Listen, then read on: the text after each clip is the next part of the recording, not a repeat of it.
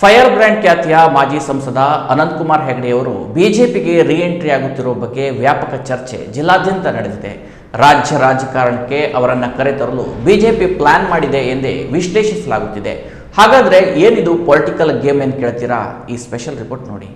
ಹೌದು, ಮಾಜಿ ಸಂಸದ ಅನಂತಕುಮಾರ್ ಹೆಗಡೆ ಎಂದರೆ ಪ್ರಖರ ಭಾಷಣಕಾರರು, ಪ್ರಬಲ ಹಿಂದುತ್ವವಾದಿ. ಕಾಂಗ್ರೆಸ್ ವಿರುದ್ಧ ಗುಡುಗಲು ಶುರು ಮಾಡಿದ್ರೆ ಚಪ್ಪಾಳೆ ಶಿಳ್ಳೆಗಳ ಸುರಿಮಳೆಯೇ ಆಗುತ್ತೆ. ಪರೇಶ್ ಮೇಸ್ತನ ಪ್ರಕರಣದಲ್ಲಿ ಅನಂತಕುಮಾರ್ ಹೆಗಡೆಯವರು ನೀಡಿದ ಒಂದೊಂದು ಹೇಳಿಕೆ ಹೋರಾಟದ ಕಿಚ್ಚನ್ನೇ ಹತ್ತಿಸಿತ್ತು. ಅದರ ಪರಿಣಾಮ ಜಿಲ್ಲೆಯಲ್ಲಿ ಕಾಂಗ್ರೆಸ್ ಧೂಳಿಪಟವಾಗಿತ್ತು. ಅದು ಈಗ ಇತಿಹಾಸ. ಆದ್ರೆ ಆ ಹೋರಾಟದ ಕಿಚ್ಚಿನಲ್ಲಿ ಬೆಂದು ನೊಂದು ಈಗಲೂ ಕೋರ್ಟ್ ಕಚೇರಿ ಸುತ್ತುತ್ತಿರುವವರು ಮಾತ್ರ ಸಾಮಾನ್ಯ ಕಾರ್ಯಕರ್ತರು. ಕೆಟ್ಟ ಮೇಲೆ ಬುದ್ಧಿ ಬಂತು ಎಂಬಂತೆ ಈಗ ಜಿಲ್ಲೆಯಲ್ಲಿ ಅಂತ ವಾತಾವರಣ ಇಲ್ಲ ಎಂಬುದು ಬಹುತೇಕರ ಮಾತಾಗಿದೆ. ಇನ್ನು ಅನಂತಕುಮಾರ್ ಹೆಗಡೆ ಅವರ ಬಗ್ಗೆ ಹೇಳುವುದಾದ್ರೆ, ಇದೇ ಫೈರ್ ಬ್ರ್ಯಾಂಡ್ ಅನ್ನ ಕಳೆದ ಲೋಕಸಭಾ ಚುನಾವಣೆಯಲ್ಲಿ ಬಿಜೆಪಿ ಟಿಕೆಟ್ ತಪ್ಪಿಸಿ ಮೂಲೆಗುಂಪು ಮಾಡಿತ್ತು. ಸತತ 5 ಬಾರಿ ಸಂಸದರಾಗಿದ್ದ ಹಾಲಿ ಸಂಸದರಾಗಿದ್ದ ಅವಧಿಯಲ್ಲೇ ಟಿಕೆಟ್ ತಪ್ಪಿಸಿ 2023ರ ವಿಧಾನಸಭಾ ಚುನಾವಣೆಯಲ್ಲಿ ಸೋಲು ಕಂಡ ವಿಶ್ವೇಶ್ವರ ಹೆಗಡೆ ಕಾಗೇರಿಯವರಿಗೆ ಟಿಕೆಟ್ ನೀಡಿತ್ತು. ಅನಂತಕುಮಾರ್ ಹೆಗಡೆ ಅವರಿಗೆ ಟಿಕೆಟ್ ತಪ್ಪಿಸುವ ಸಂದರ್ಭದಲ್ಲಿ ಅವರ ಆರೋಗ್ಯ ಅಷ್ಟೊಂದು ಚೆನ್ನಾಗಿರಲಿಲ್ಲ. ಪಕ್ಷದ ಕಾರ್ಯಚಟುವಟಿಕೆಯಲ್ಲಿ ಸಕ್ರಿಯವಾಗಿ ಪಾಲ್ಗೊಳ್ಳುತ್ತಿರಲಿಲ್ಲ. ಪಕ್ಷದ ಕಾರ್ಯಚಟುವಟಿಕೆಗಳಿಗೂ ಸಹಕಾರವೂ ನೀಡುತ್ತಿರಲಿಲ್ಲ.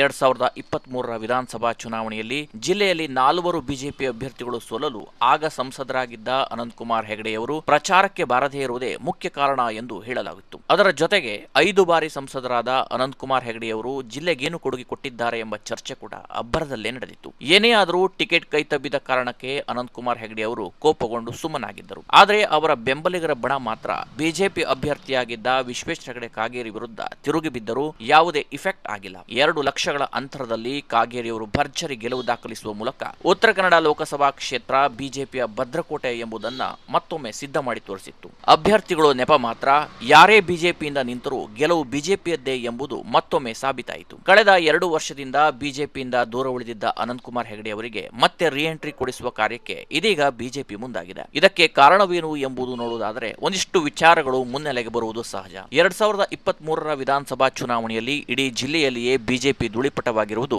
ಈಗ ಎಲ್ಲರಿಗೂ ತಿಳಿದ ವಿಚಾರ.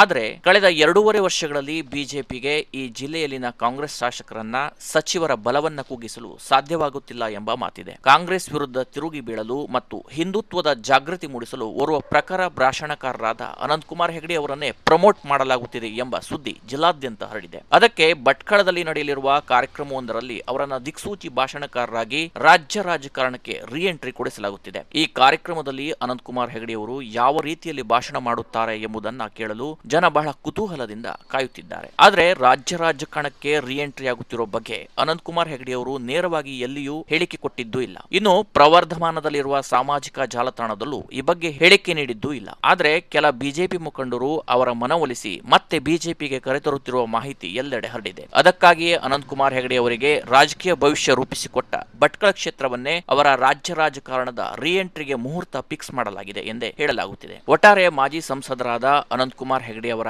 ರೀಎಂಟ್ರಿ ಬಿಜೆಪಿಯಲ್ಲೂ ಸಖತ್ ತಲ್ಲಣ ಉಂಟು ಮಾಡಿದ್ದು, ಆ ಬಗ್ಗೆಯೂ ಸಖತ್ ಚರ್ಚೆ ಶುರುವಾಗಿದೆ. ಈ ಕುರಿತಾಗಿಯೂ ಕೆಲವೇ ದಿನಗಳಲ್ಲಿ ಇನ್ನೊಂದು ಸ್ಪೆಷಲ್ ರಿಪೋರ್ಟ್ ವೀಕ್ಷಕರ ಎದುರು ತೆರೆದಿಡಲಿದೆ ನಿಮ್ಮ ನೆಚ್ಚಿನ ಕೆನರಾ ಪ್ಲಸ್ ವಾಹಿನಿ. ಕೆನರಾ ಪ್ಲಸ್ಗಾಗಿ ಚರಣ್ ನಾಯ್ಕ್, ಕುಮಟಾ.